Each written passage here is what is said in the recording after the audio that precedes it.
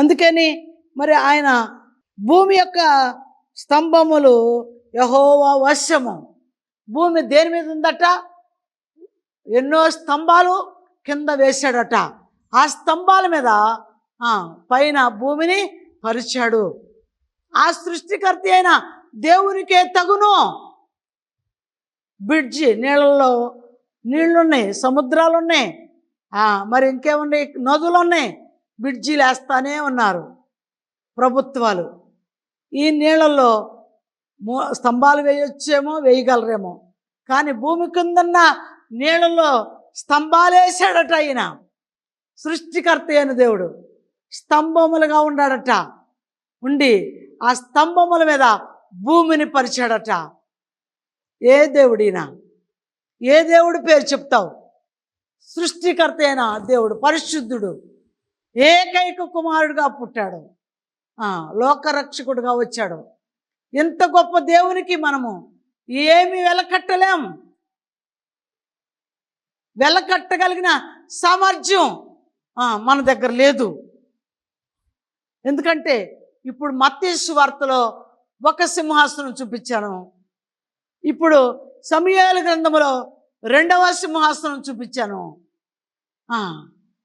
ఆయన మహిమోన్నతుడిగా భూలోకానికి రావటమే, వచ్చి తిరిగి వెళ్ళినప్పుడు సింహాసనం మీద కూర్చున్నాడు.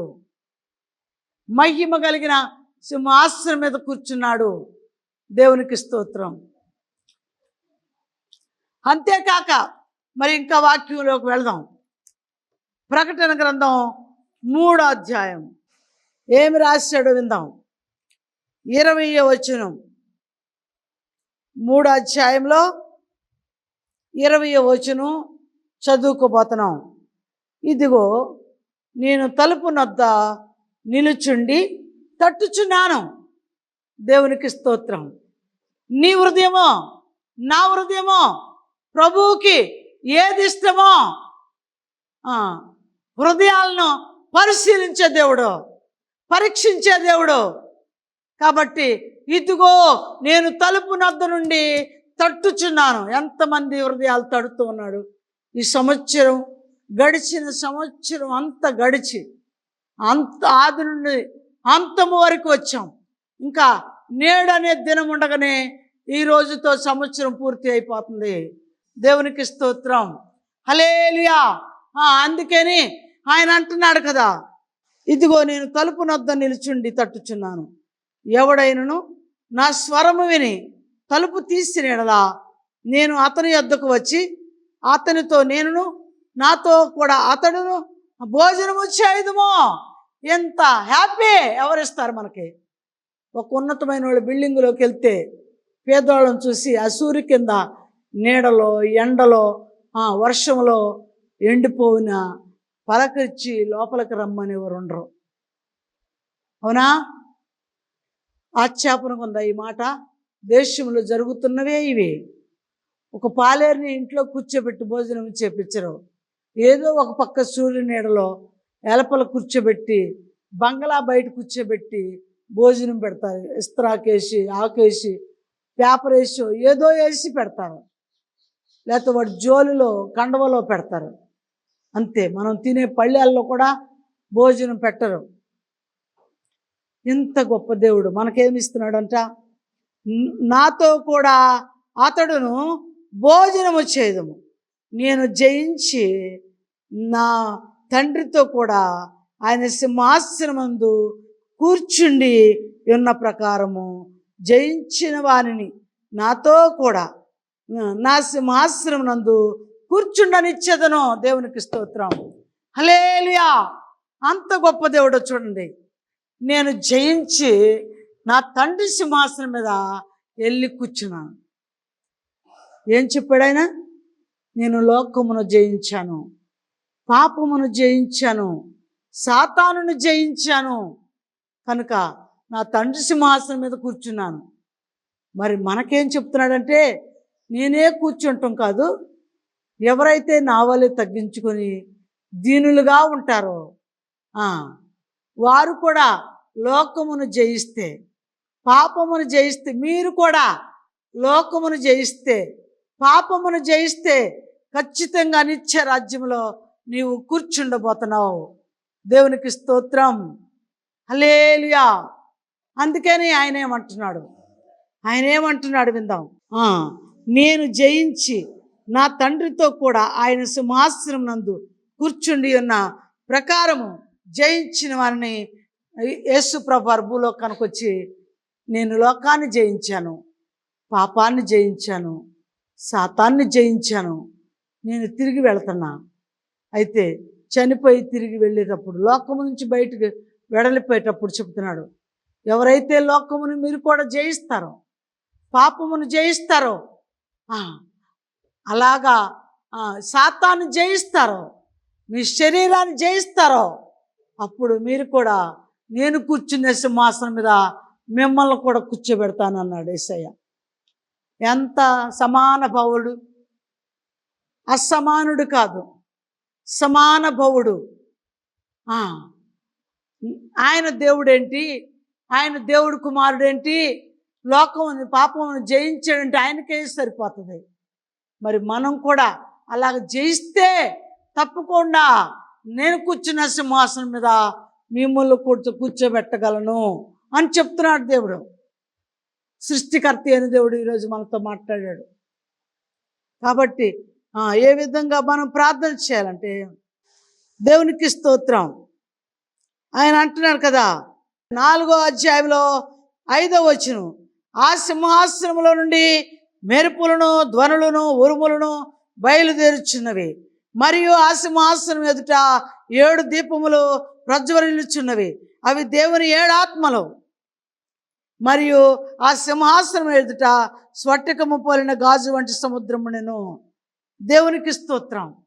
ఇలాంటి పరమందున్న దేవుని రాజ్యములో ఎన్నో మహిమలు చూపిస్తున్నాడు, ఎన్నో మహిమల మాటలు వినిపిస్తున్నాడు. గాజు సముద్రం ఉందని, మహిమ సింహాసనం ఉందని, పరలోకములో వింతైన మహిమలు ఉన్నాయని, వాటిని పొందుకోవటానికే మనందరం సిద్ధపడాలి, వాటిని అనుభవించటానికే మనందరం సిద్ధపడాలి. అందును బట్టి మనము ఎలా వాక్యం ద్వారా వింటున్నాం, ఎలా వాక్యం చేత పట్టబడుతున్నాం మీరు గమనించాలి. అందుకే దేవునికి స్తోత్రం చెల్లిద్దాం. అస్సలు మహిమ కలిగిన దేవుడు, మరి మనం కూడా సిద్ధపడితే మనము ఆయన రాజ్యంలో ఏం చేస్తామని రుజువు. నేను కూడా నా సింహాసనం మీద కూర్చోబెట్టుకుంటా. భూలోకానికి వచ్చాడు, శిష్యుడిగా వచ్చాడు మొదటగా, ఆ తర్వాత పెద్దవాడయ్యాడు, దేవుని కుమారుడుగా బయలుపరచబడ్డాడు, దేవుడుగా మరలా చనిపోయి తిరిగి లేచినాక దేవుడిగా సర్వ అధికారము పొందాడు. ఆ తర్వాత తండ్రి కూర్చునే సింహాసనంలోనే యోగ్యుడిగా, అధికారిగా యోగ్యుడయ్యాడు. ఇంత గొప్ప మహిమ కోసమే ఆయన భూలోకానికి వచ్చాడు. దేవునికి స్తోత్రం. ఇంత గొప్ప కార్యం చూపించడానికే భూలోకానికి వచ్చాడు. ఇప్పుడు నేను మీకు 3 సింహాసనాలు చూపించాను. లూకా శుభవార్తలో సింహాసనం, సమూయేలు గ్రంథములో సింహాసనం, ప్రకటన గ్రంథములో సింహాసనం. ఇన్ని సింహాసనాల గురించి ఎందుకు చెప్పాలంటే, మనం భూలోకంలో తపన పడి స్థిరపడి ప్రార్థన చేసినట్టయితే మన దేవాది దేవుడే, రక్షకుడే, విమోచకుడే తప్పుకోకుండా ఆయన సింహాసనంలో కూర్చోబెడతానని మాట ఇచ్చేశాడు. మాట నోటెమ్మట డెలివరీ చేసేసాడో. ఆయనతో కూడా ఎవరైతే లోకమును జయిస్తారో, పాపమును జయిస్తారో, ఈ లోకము, పాపము, శాపమును ఎవరైతే జయిస్తారో వారందరూ, మనమందరము యేసుతో కూడా ఆయన రాజ్యంలో సింహాసనం మీద కూర్చోబెడతానికి ఆయన అధికారం మనకు అనుగ్రహించాడు. దీన్ని పొందుకోవటానికి ఎంతమంది తపన కలిగి, పరిశుద్ధత కలిగి, పవిత్రత కలిగి, పరలోకం కొరకు తాపత్రయముతో ఉన్నారో వాళ్ళందరూ నిత్యరాజ్యంలో యేసయ్య కూర్చున్న సింహాసనంలో కూర్చుండబోతున్నారు. దేవునికి స్తోత్రం. లూకా శుభవార్తలో 2వ అధ్యాయము ఇక్కడ అంటున్నాడు కదా, దావీదు పట్టణమందు 11వ వచనం, దావీదు పట్టణమందు నేడు రక్షకుడు మీ కొరకు పుట్టి ఉన్నాడు, ఈయన ప్రభు అయిన క్రీస్తు. దానికి ఇదే మీకు ఆనవాలు. ఒక శిశువు పొత్తి గుడ్డలతో చుట్టబడి ఒక తొట్టిలో పడుండబడి మీరు చూచెదరు అని చెప్పాడు. అయితే దావీదు పట్టణంలో నేడు రక్షకుడుగా పుట్టాడని చెప్పిన శిశువే మనకు దేవుడుగా గాంచబడిన వాడు యేసుక్రీస్తు ప్రభువారు.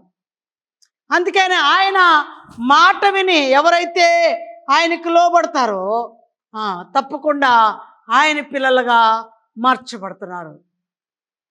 శిశువుగా ఎందుకు వచ్చారు అంటే ఏమీ తెలియనివాడుగా, పాపము లేనివాడుగా, పరిశుద్ధుడుగా భూలోకానికి వచ్చాడు.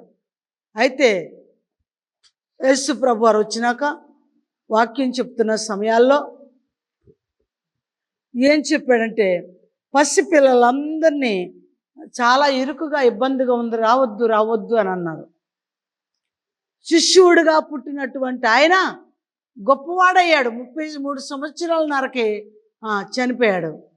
30 సంవత్సరాలకు సేవకు వచ్చాడు, 3 సంవత్సరాలన్నర సేవ చేశాడు, చనిపోయాడు. అంతగలా యేసయ్య శిశువుగా ఎందుకు పుట్టాడో నేను ఒక మాట చెప్తున్నా. పిల్లలందరినీ నా దగ్గరికి రానియండి, ఇట్లాంటి వారిదే నా రాజ్యం అని ఆ పిల్లల్ని ఎత్తుకొని, ఒక పిల్లవాడిని ఎత్తుకొని చూపిస్తూ ఇలాంటి వారిదే నా రాజ్యం అని చెప్పాడు.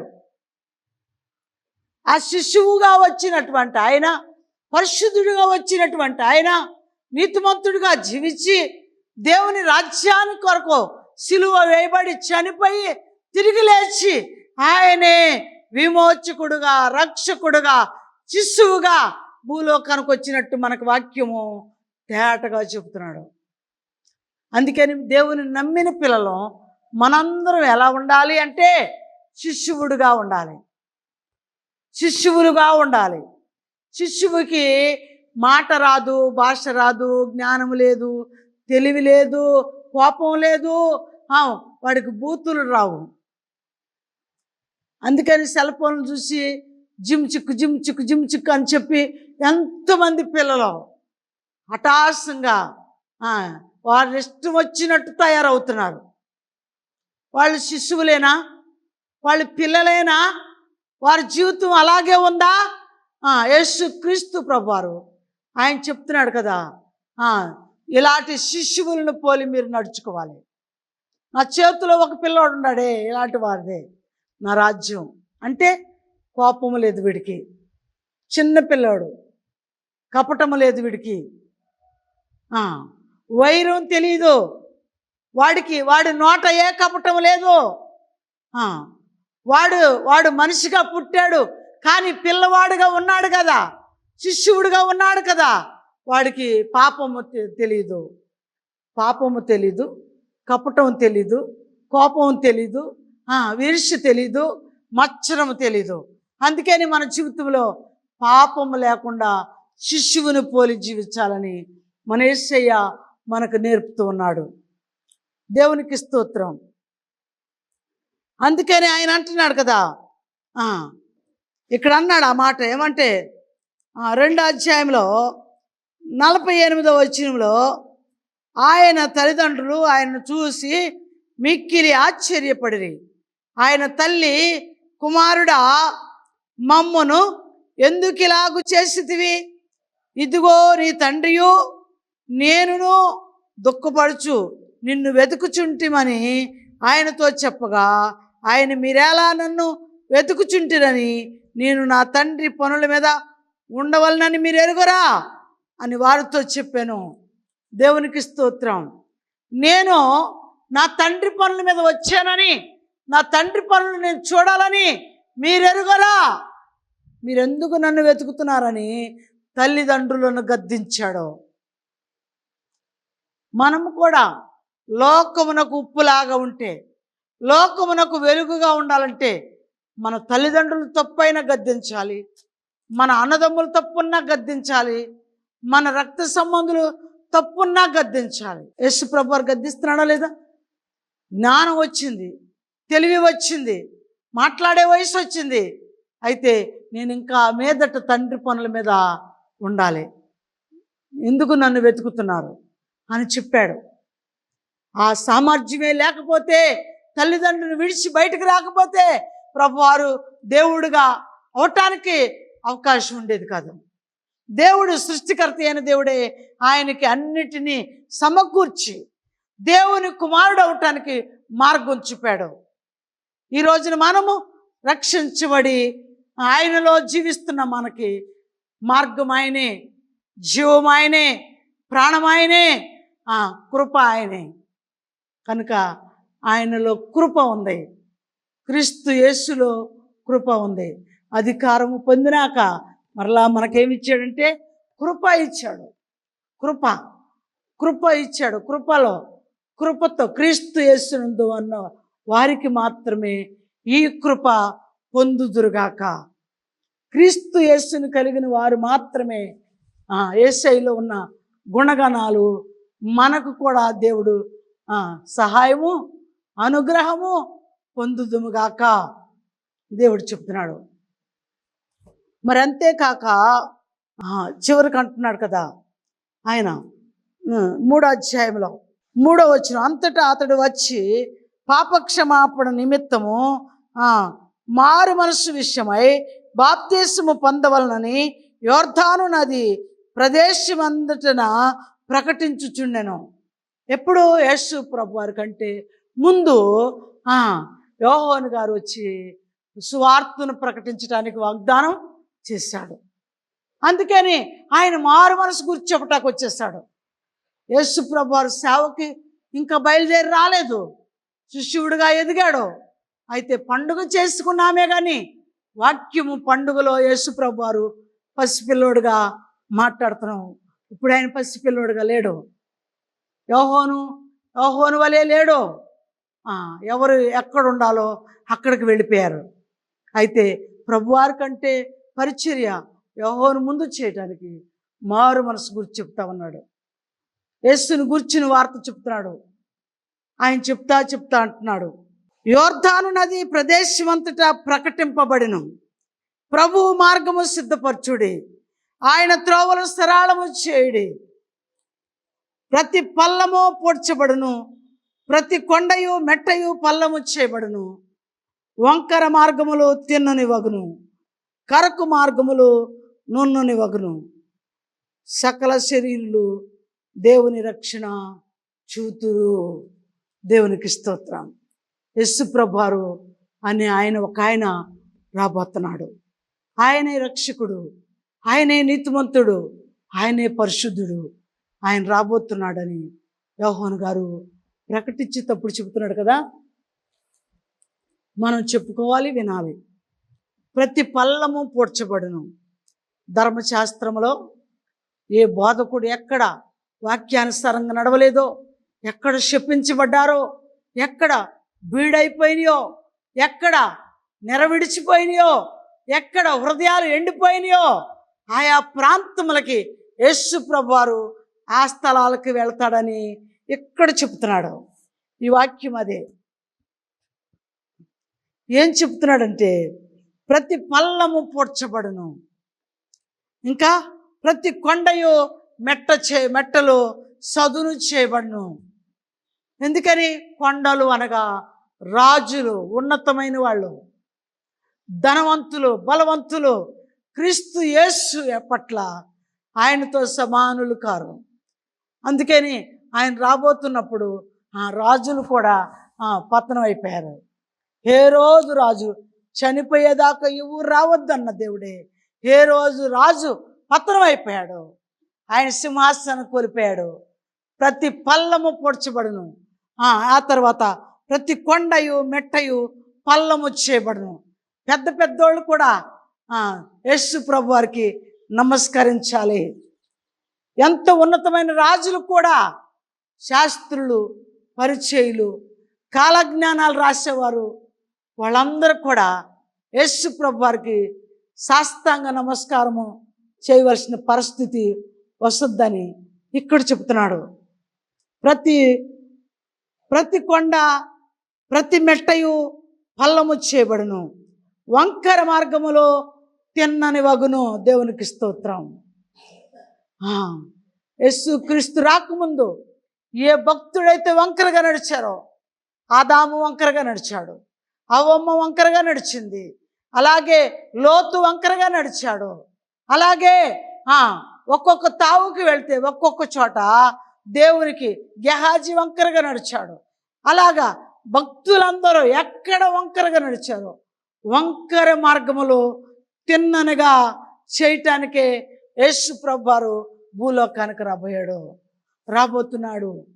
వంకర మార్గములో తిన్నని వగునుగాక అంటున్నాడు.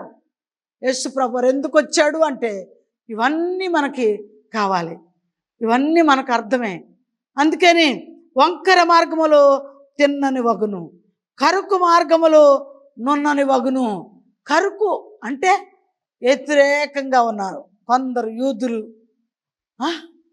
మీకు అందరికి అర్థం అవ్వాలి. కొందరు భక్తులు, కొందరు వ్యతిరేకంగా సుంకరులు, శాస్త్రులు, పరిచయులు, ఇలాగా వ్యతిరేకంగా ఎవరైతే భూలోకంలో నడుస్తూ ఉన్నారో వారి వంకర మార్గములు సరిచేయటానికే యేసు ప్రభువారు భూలోకానికి వచ్చాడు కదా. బైబిల్లో రాశాడు కదా, సుంకరులు, శాస్త్రులు, పరిచయులు నీతి కంటే మీ నీతి అధికముగా ఉండాలి అని చెప్పాడు. శాస్త్రుల నీతి కంటే, పరిచయుల నీతి కంటే మీ నీతి అధికముగా ఉండాలని చెప్పాడు మత్తయి సువార్తలో. అందుకని వాళ్ళ నీతి ఏం చేశారంటే ధర్మశాస్త్ర ప్రకారం సోపులో, జీలకర్రలో 10వ వంతులు చెల్లించారు. కానీ హృదయము మార్పు నొందలేదు. వాళ్ళు ధర్మశాస్త్రం అంతా ఎరుగుదురు, ధర్మశాస్త్రాన్ని నడిపించారు, కానీ వారిలో వంకరతనం పోలేదు. యేసు ప్రభువారు వచ్చి చెప్తున్నాడు, శాస్త్రుల నీతి కంటేను పరిచయుల నీతి కంటేను మీ నీతి అధికముగా ఉండాలని చెప్పాడు. దేవునికి స్తోత్రం, దేవునికి స్తోత్రం. అందుకని వాళ్ళు నడిచే వంకర మార్గములు తిన్నని వగునుగాక అని చెప్పాడు. ఇక్కడ లూకా సువార్తలో 3వ అధ్యాయంలో 6వ వచనం చదువుతున్నాం మనం ఇప్పుడు. వంకర మార్గములు తిన్నని వగునుగాక, కరకు మార్గములు నున్నని వగునుగాక అంటే యేసు ప్రభువారి మీదకి ఎంతమంది రాళ్ళు రువ్వారు. యేసు క్రీస్తుతో కూడా ఎంతమంది రాళ్ళు రువ్వారు ఆయన మీద. ఆయన సొంత తోబుట్టువులే. మరియ గర్భమున మరలా 6 పిల్లలు సంతానం ఉన్నట్టు బైబిల్లో ఉంది. ఇతని సోదరి మణులందరూ మనతో లేరా అని రాసి ఉంది. వాళ్ళ పేర్లున్నాయి. అయితే వాళ్ళు ఏరా యేసు ప్రభుని అన్నారు. అయితే మా బజారుకి రావద్దు, నువ్వు కేకలు వేయొద్దు, నువ్వు సువార్త చెప్పొద్దు అని ఖండించి గట్టిగా ప్రభువుని దుఃఖపెట్టారు. అందుకని ఎవరైతే మీరు కేకలేకపోతే ఈ రాళ్ళు కేకలేస్తాయి అన్నాడు దేవుడు వాళ్ళతో. మొదటివారు కడపటివారు, కడపటివారే మొదటివారు. ఇలాగా దేవుడు సృష్టించిన మనుషుల్ని ఈయన చెక్ చేశాడో కరుకు రాళ్ళని నూన్నగా చేసేసాడు. ఎవరైతే రాళ్ళు విసిరారో వాళ్ళు సదునైపోయారు, దేవుడి మాటలకి మార్చబడ్డారు, యేసయ్య మాటలకి, యేసయ్య సువార్తకి లోబడ్డారు. అందరూ అవినీతిగా నడిచే పిల్లలందరూ నీతిగా నడవటానికి ఇష్టపడుతున్నారు. దేవునికి స్తోత్రం. సకల శరీరులు దేవుని రక్షణ చూతురు. చూసారా లేదా? శాస్త్రులు, పరిచయులు, సద్దూకైలు, మరి ఎంతోమంది దేవునికి వ్యతిరేకంగా వంకరగా నడిచిన వారి జీవితాలని నున్ననగా చేయటానికి కదా. జక్కయ్య ఇంటి పన్ను కట్టించుకునేవాడట. కరెంటు బిల్లులు పన్నులే కదా అధికారి ఎంతోమంది మీద. అలాంటి వాడు సుంకరే. కానీ జక్కయ్య ఇంట్లోకి యేసు ప్రభువారు వచ్చినాక ఆయనలో ఉన్న కరుకును సదును చేసేసాడు. ఆయనలో ఉన్న జీవితాన్ని కోపాన్ని సమస్తమును మార్చేశాడో, యేసు ప్రభు వారికి వ్యతిరేకంగా నడిచిన జీవితాన్ని ఆయనలో ఉన్న లోపాలను సరిచేసుకున్నాడు. అలాగే కరుకైన మార్గములో నున్ననివగునుగాక అని చెప్పాడు. దేవాది దేవుడే భూలోకానికి దిగి వచ్చాడు. మరి మనం ఎలాగున్నాం? కరుకైన రాళ్ల వలె ఉన్నామా? ఇంకా వంకరగా నడుస్తున్నామా? ఆయన పొందిన రీతిగా మనం కూడా మహిమ సింహాసనం పొందటానికి యోగ్యులుగా ఉన్నామా? వంకర మార్గం, కరుకైన మార్గం, వంకర త్రోవలో, ఎత్తైన కొండలో సదునగటానికి యేసు ప్రభువారు వచ్చాడు. వాటన్నిటిని సదును చేయగలిగాడు. కాబట్టి మనందరం ప్రార్థన చేసుకుందాం. పరిశుద్ధుడా, మహోన్నతుడా, మహాగణుడా, మీకు స్తోత్రాలు చెల్లిస్తున్నాం. మీ కృప, మీ సన్నిధి, మీ సహవాసము తోడుగా ఉంచి మీరు మహిమ పొందమని మీ చేతులకు అప్పగిస్తున్నాను. ప్రతి కీడు, ప్రతి అవరోధము, ప్రతి ఆటంకములు తొలగించండి ప్రభువా. అయ్యా, మాలో ప్రతి కీడు అవరోధములు యేసు నామములో తొలగిపోవాలయ్యా. అయ్యా, ఎంతమంది బిడ్డలు నీ కొరకు ఎదురు చూస్తున్నారు. రాజాది రాజులే ఓడిపోయారయ్యా నీ ఎదుట. అయ్యా, దేవాతి దేవుళ్ళే ఓడిపోయారయ్యా. దేవుళ్ళు కాదు, దేవతలు మాత్రమే నీ ఎదుట ఓడిపోయారు ప్రభువా. పరమందున్న తండ్రి, అయ్యా, ఎత్తైన వాటిని అయ్యా నున్నను చేయటానికి, అయ్యా సదును చేయటానికి, కరుకైన వాటిని పగలగొడటానికి మీరు లోకానికి వచ్చారు. ఎవరైతే ఇంకా కరుకుగా పొదునుగా ఉంటున్నారో వాళ్ళందరూ జీవితాలను కట్టి మార్చమని మీ చేతులకు అప్పగిస్తున్నాను. నీకు ఇంకా వ్యతిరేకమైన శత్రువుల్ని మార్చి అయ్యా నీ చిత్తానుసారంగా వారు కూడా జీవించే భాగ్యం దయచేయమని, నూతన సంవత్సరంలో అయ్యా మేమందరం నూతన కార్యములు పొందటానికి యోగ్యత దయచే, నూతన జీవితం, నూతన ఆత్మ, నూతన శక్తి పొందుకోవటానికి సంవత్సరములు గడుచుచుండగా అయ్యా నీ క్రియలు నూతన పరచబడతాయి అని చెప్పావు. హబక్కుకు రాశాడు ప్రభా. మా జీవితంలో సంవత్సరములు గడిచిపోతున్నాయి. మా జీవితాలు నూతన పరచబడే భాగ్యం మాకు దయచేసి మా కుటుంబ కార్యములన్నీ, సంఘ కార్యములన్నీ నూతన పరచబడును గాక. మీరే మహిమ పొందుదురు గాక. వినుచున్న పిల్లలందరూ హృదయాలు తెరవబడును గాక. మీ కృప వారికి తోడుగా ఉండును గాక. ఆమేన్, ఆమేన్. యేసు రక్తమే చేయి, సిలువ రక్తమే చేయి. యేసు సంపూర్ణ విజయం కలుగును గాక.